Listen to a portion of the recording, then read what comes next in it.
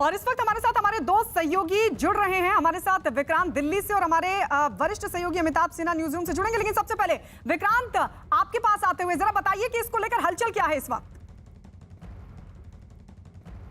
देखिए, कहा यही जा रहा है, जिस तरीके की खबरें मिल रही हैं कि अगले कुछ ही दिनों में जो लंबे समय से कहा जा रहा था, कयास लगाए जा रहे थे, वो होता हुआ दिखाई दे रहा है। मंत्रिमंडल विस्तार होता हुआ दिखाई दे रहा है। करीब करीब 2 दर्जन मंत्री नए आ सकते हैं, नए मंत्रिमंडल में शामिल हो सकते हैं इसमें, क्योंकि करीब करीब 2 दर्जन पद खाली हैं। कई मंत्रियों के पास अतिरिक्त प्रभार है, तो वो जो अतिरिक्त प्रभार है उसके लिए नए मंत्रियों को शामिल किया जा सकता है। 5 जो चुनावी राज्य हैं अगले साल जहां पर चुनाव में जाना है, उसमें उत्तर प्रदेश सबसे बड़ा राज्य है, तो उत्तर प्रदेश का एक प्रतिनिधित्व इस नए वाले विस्तार में देखने को मिलेगा। और कई ऐसे सहयोगी हैं, जैसे जेडीयू है, अपना दल है, इस तरीके के सहयोगियों को भी केंद्रीय मंत्रिमंडल में जगह मिल सकती है। सर्बानंद सोनोवाल जो असम के पूर्व मुख्यमंत्री रहे हैं और जिस तरीके से उनके मुख्यमंत्री रहते हुए राज्य में बीजेपी को दोबारा से जीत मिली और उसके बाद वहां पर मुख्यमंत्री बदला गया, उस पूरे काम को पूरे स्मूथ तरीके से किया गया, तो उनको यहां पर अब केंद्रीय मंत्रिमंडल में जगह मिल सकती है। ज्योतिरादित्य सिंधिया,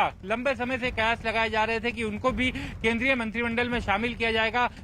कांग्रेस छोड़ करके जब वो बीजेपी में आए थे, एक बड़ा नाम थे कांग्रेस के, और बीजेपी के साथ वो आए, सरकार बनी राज्य में मध्य प्रदेश में उसके बाद, तो एक बड़ा उनको भी ये कहा जा सकता है कि उनको मंत्रिमंडल में शामिल किया जा सकता है। इस तरीके से करीब करीब 2 दर्जन पद हैं जो अभी खाली हैं और जिन पर मंत्रियों को रखा जाएगा, क्योंकि कई ऐसे मंत्री हैं, कई मंत्रियों के पास अतिरिक्त प्रभार है, जिस कारण कहीं ना कहीं काम पर भी कुछ असर पड़ रहा है। तो मंत्रियों का कामकाज का बंटवारा सुचारू रूप से हो, बाकी जो अतिरिक्त प्रभार है वो दूसरे नए लोगों को देने की इसमें मंत्रिमंडल विस्तार में कवायद होगी। विक्रांत, लौटने आपके पास हमारे वरिष्ठ सहयोगी अमिताभ सिन्हा भी हमारे साथ न्यूज रूम से मौजूद हैं। अमिताभ जी, क्या खबर मिल रही है मंत्रिमंडल में फेरबदल को लेकर?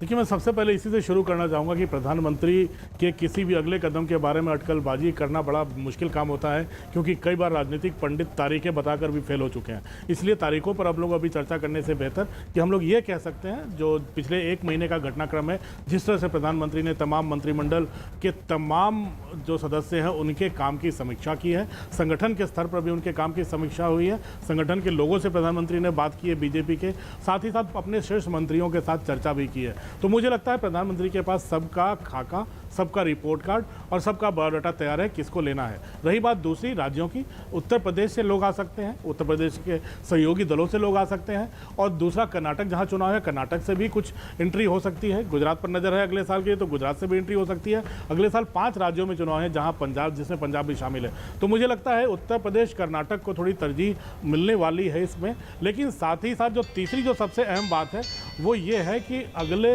2024 के लिए एक युवा टीम को तैयार करना, क्योंकि 2 साल कैबिनेट का फेरबदल हो नहीं पाया है।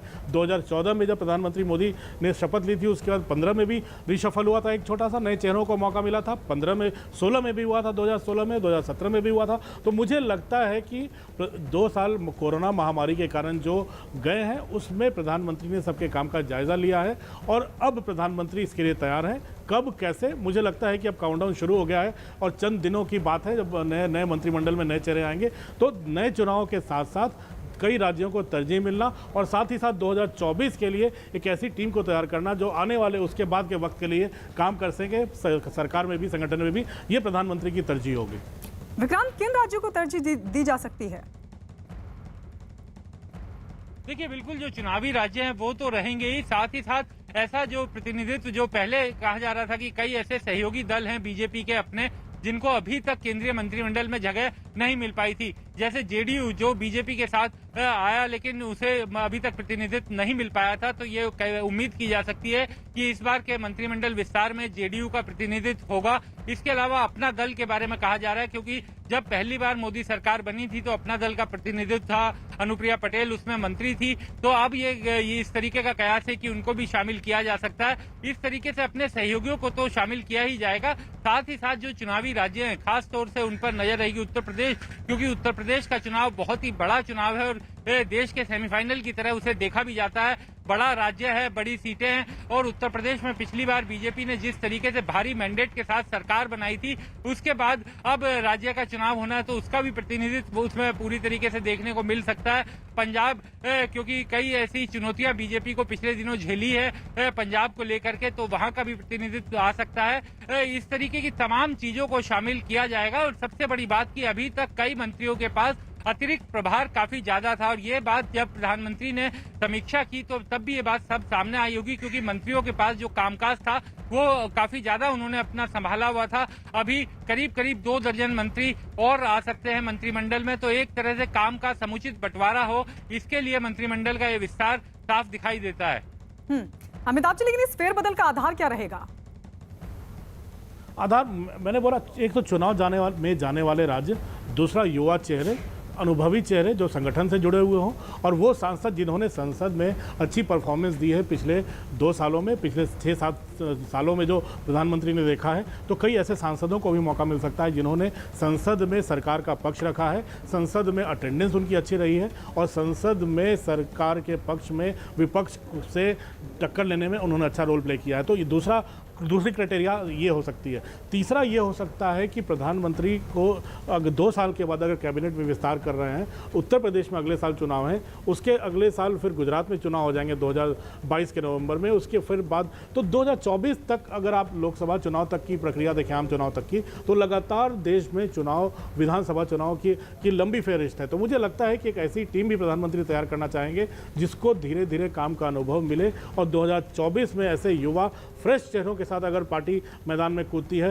तो पार्टी को फायदा होगा। प्रधानमंत्री इस बात को भली भांति जानते हैं। तो मुझे लगता है कि एक लंबी प्लानिंग है प्रधानमंत्री की इस बार, और इसीलिए इतनी लंबी कवायद की गई है। सभी मंत्रियों के साथ इंडिविजुअली उनके काम की समीक्षा की गई है, सभी सांसदों के काम की समीक्षा की गई है, संगठन से राय मांगी गई है कि किनको शामिल किया जा सकता है। तो मुझे लगता है कि एक ऑलराउंड परफॉर्मेंस देखी गई है, उसके बाद ही प्रधानमंत्री ने फैसला लिया है। बहरहाल ज़्यादा अटकलें नहीं, एलिमेंट ऑफ सरप्राइज अभी भी बाकी है प्रधानमंत्री का, तो हम लोग उसका इंतजार करते हैं, चंद दिन ही बाकी हैं। जी, आप दोनों बने रहिए हमारे साथ और इस बीच